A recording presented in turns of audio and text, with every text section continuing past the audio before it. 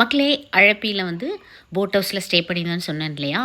அதாவது போட்லேயே அப்படியே போயிட்டு இருந்தாலும் போர் அடிக்கும் அப்படிங்கிறதுக்காக ஆக்டிவிட்டி ஒன்று வச்சுருக்காங்க. அதுக்கு நான் எக்ஸ்ட்ரா பே பண்ணணும் நம்ம. சின்னதாக ஒரு குட்டி படகுல வந்து நம்மளை வந்து அந்த கேரளா இன்டீரியர் அந்த வில்லேஜஸை காமிக்கிறதுக்காக கூப்பிட்டு போகிறாங்க. இந்த ஹவுஸ் போட்லேருந்து அந்த குட்டி படகுக்கு வந்து இறங்குறது தாங்க, கயிறில் தாங்க இறங்கணும். ஒரு ஃபோல்டபுள் ஏணி மாதிரி வச்சுருந்தா கொஞ்சம் நல்லா இருந்திருக்கும். ஃபீட்பேக்கில் வந்து நான் எழுதி வச்சுட்டு வந்திருக்கேன்.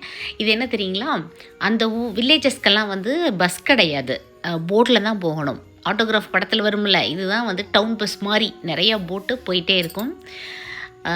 வெனிஸ் ஆஃப் த ஈஸ்ட் அப்படின்னு சும்மா வாங்க சொன்னாங்க அழப்பிய. கெனால்ஸ், ரிவர்ஸ், லேக்ஸ் அப்படின்ட்டு அந்த ஊரை சுற்றி தண்ணி தாங்க.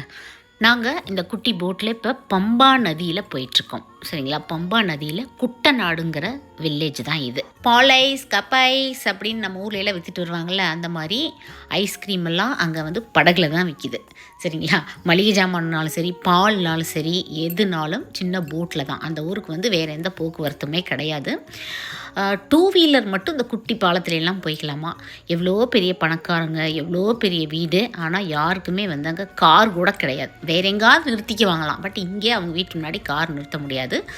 ஒவ்வொரு வீட்டு முன்னாடியும் அவங்கவுங்களுக்கு தேவையான குட்டி போட்டு தான் வச்சுக்கிறாங்க.